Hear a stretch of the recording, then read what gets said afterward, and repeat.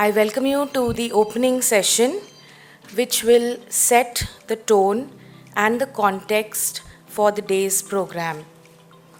To commence this session and tell us why we need more deliberations, discussions, and engagement on the climate issue, I invite on stage our special guest, Kanchi Kohli. Is a researcher, educator, and communicator of environmental law and policy. Her work spans across the fields of environment, forest, and biodiversity regulation and governance in India. Kanchi Kohli. Thank you for having me here, and thank you for being here this morning. It's actually very special for me to be here, also because I remember as a young 20-year-old something I was desperate to, lash out my frustrations into words, and India Together as a platform was that space. And I think, I got really critical feedback. I got honed my skills through those kind of processes. But the most important part was that there was a space. There was a space available for one to actually talk about what's happening to the environment, what's happening to people who live in those environments. And I think it's special because at one level, some of those problems have even worsened. But the fact is that we are in a space where people are willing to still deal with it, like actually, you actually hang out and you just the staying power is very crucial. So I think we are all going to draw inspiration from each other. I hope I'm able to say something that resonates. I hope I'm able to add to the discourse, because I think staying also means you've seen it all go wrong, and all things and all failures also really play out in front of you. So it's continuing to engage is itself a very inspiring process. Okay, so to cut my nostalgia short and come straight to the topic, because I know there are lots of people here to speak as well. I'm just going to try and delve around on 4 or 5 points around this topic, which really also comes out of reflecting on what some of us, in fact, my dear colleague Manju is in the audience, and I think we are constantly jostling with each other also on the subject. So yeah, climate change. Now, one of the first things we all are, when we Google or we are taught, or how we are come to really understand the climate change problem, the classic understanding or the classic definition of climate change is that it is a problem caused by increase in greenhouse gas emissions, created by activities that cause it, which means burning of fossil fuels, carbon, methane, all those kinds of classic definitions that come up. What this means is that solving that problem automatically leads us to understanding what the source of the problem, source of emissions is, and relying on technology and other kinds of measures to reduce carbon emissions, to offset the loss, and to create finance to be able to do so. Yeah? So very, very, very classic sort of definition of climate change really comes out. And what really is driving this even more now is the urgency mindset. So we have the clock is ticking, we need to get this done yesterday, all of it. And it is, in many ways, we have a very clear understanding of climate crisis as a crisis that needs to be addressed yesterday. Now, with this understanding of the climate discourse or the climate crisis, climate policy basically designs and deploys solutions which with largely what may be called an emissions eye view, or an emission-centric idea of what solutions need to do, really. So you have projects, programs, policies, all designed to address the emissions crisis. And you need to reduce, offset, and create finance for the same. Now, while this is necessary, increasingly we have evidence that has come up to say that this may not be sufficient. This framing of the climate crisis or climate change may not be sufficient. So projects, policies, programs are designed around energy choices, building materials, waste management technologies, all designed to achieve what is known as address net zero targets. The bookkeeping needs to be very clear about it. And increasingly what climate policy is realizing that none of this is happening in empty spaces. And this is particularly critical for cities because cities are already crowded spaces within which you need to restructure certain things. And the second thing that is very evident now is that a lot of this, the projects, programs, and policies are created without process of design.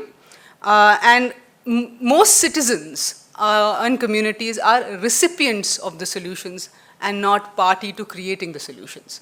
So so the climate policy discourse is pretty much centered around some of this. Now, as a counter to that, you have what is increasingly known as the climate justice discourse, and which is where it's almost like a leveler or a counter narrative, which is pushing the climate change discourse or the solutions related to climate crisis with questions of race, caste, decolonization, modern day slavery, and a lot of other social inequities on the one hand, and on the other, it's raising questions of intersecting these kinds of climate change with ecological health, food security, and a lot of other intersectional questions. Now, what is increasingly landing up happening is, I don't know what you feel, and it'll be great to actually chat about it, is there's a growing distance between the climate policy discourse and the climate justice discourse. So the climate policy is what is mostly indoors, and climate justice is what is outdoors. And what we see is language, formats, and framing of the climate crisis, of the climate change discourse differs. Yeah, completely differs in these two spaces. So, as a result, for many, climate solutions are actually becoming problems. Yeah, in this growing distance. Now, as solution actors, as people who are constantly thinking of figuring out ways in which you do not want this to happen, one question that we have for ourselves, and as people who've been with the climate law and policy space as well, is that do we, and I think it's imperative to mediate this distance, this growing distance between climate policy and climate justice. And this may be important because you do not necessarily want solutions which is around planting trees or growing urban forests to only think of it as a carbon sink, rather than think of it as a public space, as a means to access forgotten foods. So growing forests in a city can very much be that. Landfills and waste-to-energy plants are not about recreating and redistributing injustices to rural and peri-urban areas. It is to actually address a wicked problem which is related to climate change. Mobility solutions need not be designed only to move cars from point A to point B, but also can it actually be visualized as reducing the burden of urban service delivery workers. So the climate discourse, when it's talking about electric vehicles, etc., how much more is it trying to push its limits to be? Riverfront development is not about displacing communities who farm on the floodplains or are creating these exclusive zones for recreation. They are much more than actually addressing a very single solution for the city. So, in this process of mediating climate justice and climate policy, I think it's important for us to flip the gaze.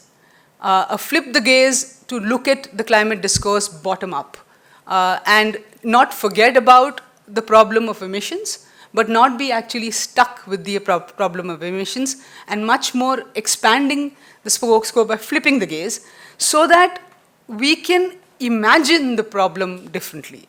And I feel that only if you're able to imagine the problem differently, if climate change is described in a different way, can you actually, can you actually talk about, the solutions will be constructed in a different way.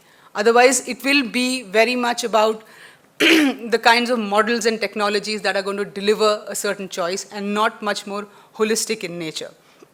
So, climate change is not just a problem that manifests itself through increase in greenhouse gas emissions. Climate change needs to be recognized as an outcome of humanitarian, ecological, political, and structural inequities.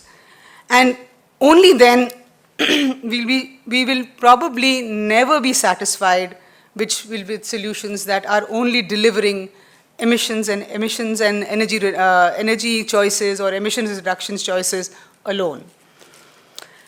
And my final point, I think, is about actually saving ourselves through this climate discourse itself, is that climate solutions, I think, need to be, and we all probably will agree as well, are public goods to deliver public goods.